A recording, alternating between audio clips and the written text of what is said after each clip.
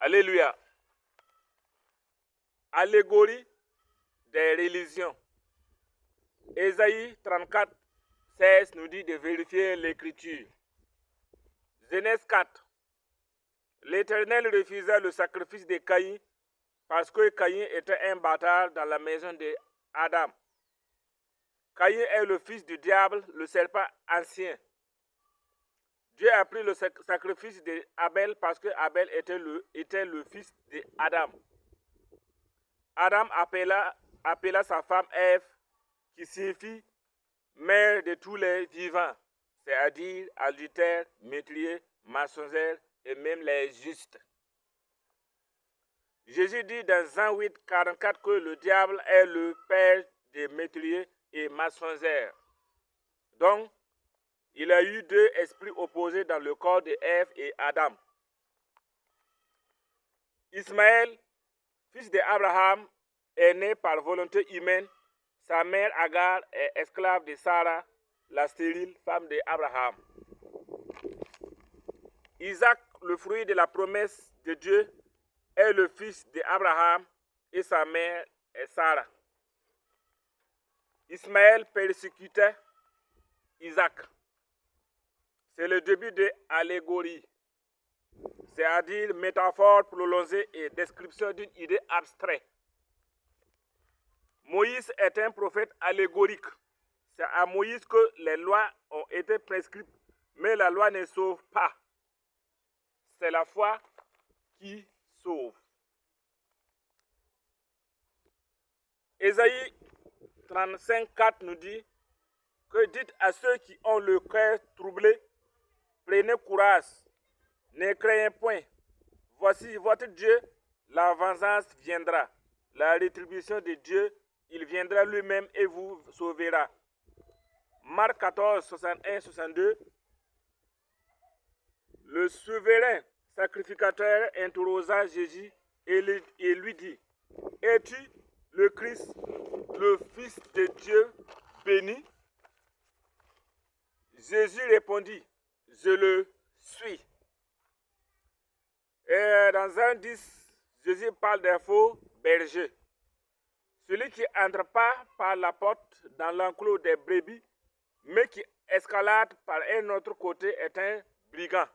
Là, il parle des faux pasteurs, des faux évangéliques et des faux croyants.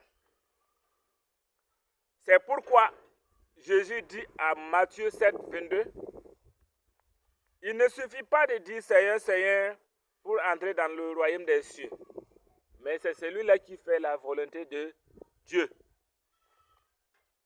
Dans Jean 14, 26 nous dit, mais le consolateur, l'Esprit Saint, que le Père enverra à mon nom, vous enseignera toutes choses et vous rappellera tout ce que je vous ai dit. C'est la parole de Jésus. Jésus a parlé pour la géologie de la descendance allégorique d'Ismaël.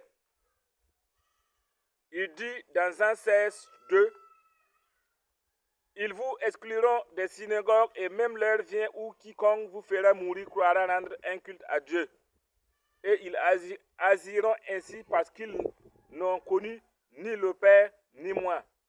Je vous ai dit ces choses afin que lorsque l'heure sera venue, vous vous souvenez que je vous les ai dites. Et dans Luc 8, verset 16, Jésus dit, personne,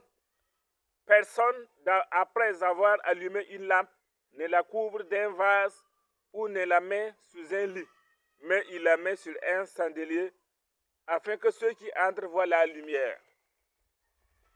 Donc, l'allégorie pour Ismaël doit forcément être persécuteur. Et l'allégorie d'Isaac, c'est l'allégorie de la descendance d'Isaac, le fruit de la promesse.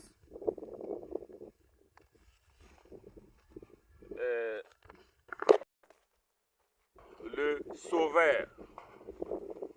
Jésus dit dans Jean 12, 48 que celui qui me rejette et qui ne reçoit pas mes paroles a son juste la parole que j'ai annoncée.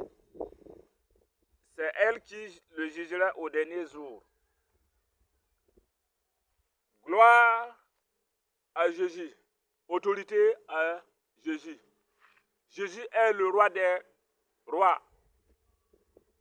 King of Kings. Voilà, Jésus is King of Kings.